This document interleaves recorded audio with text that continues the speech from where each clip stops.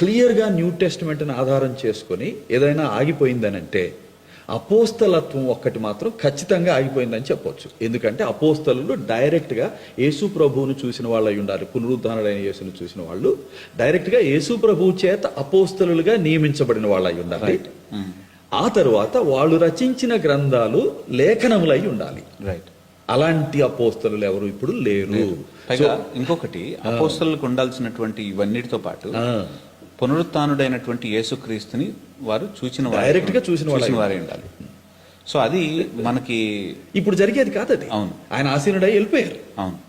ఏదన్నా చూస్తే దర్శనప్రాయంగా ఉన్న దేవుడు కృప చూపించిస్తే ఇవ్వచ్చు, కానీ రైట్, అది జరగదు. సో కాబట్టి ఆ కారణాల చేత డిఏ కార్సన్ గారు అది మాత్రం ఆగిపోయింది అంటున్నారు. కాబట్టి ఈ రోజుల్లో నేను అపోస్తలులను పెట్టుకునే వాళ్ళు సరైన పని చేయడం లేదు. అవును.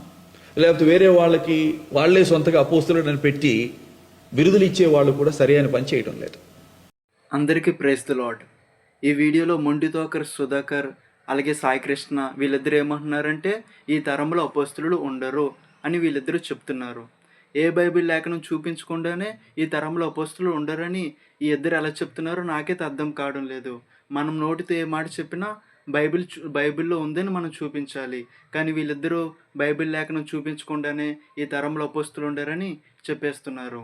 కానీ వీళ్ళిద్దరూ చెప్పేది తప్పు. ఎఫెసీ 4:13 ప్రకారం సంఘక్షేమాభివృద్ధి నిమిత్తం పరిశుద్ధులు సంపూర్ణులగినట్లు పరిచర్య ధర్మము జరిగించుటకు దేవుడు కొందరిని అపోస్తలుగాను, కొందరిని ప్రవక్తలుగాను, ఉపదేశకులుగాను, సువార్థికులుగాను, కాపరులుగాను దేవుడే నియమించాడు. రక్షణ పొందుకున్న వారు అంటే పరిశుద్ధులు సంపూర్ణులు కావాలన్నా, అలాగే సంఘక్షేమాభివృద్ధి నిమిత్తం అంటే అపోస్తుల కార్యములు 9:31 ప్రకారం కట్టబడుట.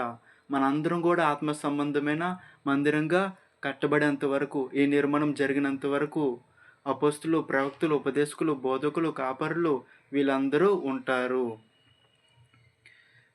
పౌలు కూడా ఒక మాట అంటున్నాడు కొలస్సీ 1:28 ప్రతి మనుషుని క్రీస్తునందు సంపూర్ణంగా చేసి నిలబెట్టాలని. అలాగే మనందరం సంపూర్ణులు కావాలంటే అపోస్తులు ఉండాలి, ప్రవక్తలు ఉండాలి, అలాగే ఉపదేశకులు, సువార్థికులు, కాపరులు వీళ్ళందరూ కూడా ఉండాలి. ఈ తరంలో అపోస్తులు ఉన్నారు. మొండితోకర్ సుధాకర్, సాయికృష్ణ వీళ్ళు చేసిన వక్ర బోధను ఎవరూ నమ్మొద్దు. బైబిల్ ఏం చెప్తుందో అదే నమ్మండి. ఈ తరంలో అపోస్తులు లేరు అని బైబిల్లో ఒక్క వచనం కూడా లేదు.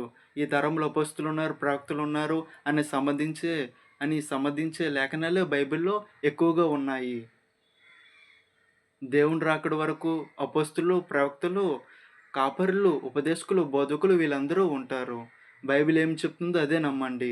అంతేగాని ఈ ఆర్టీఎఫ్, మొండితోకర్ సుధాకర్, సాయికృష్ణ ఇలాంటి వారు చెప్పిన బోధలు గుడ్డిగా నమ్మేసి నష్టపోవద్దు. బైబిల్ ఏం చెప్తుందో అదే నమ్మండి.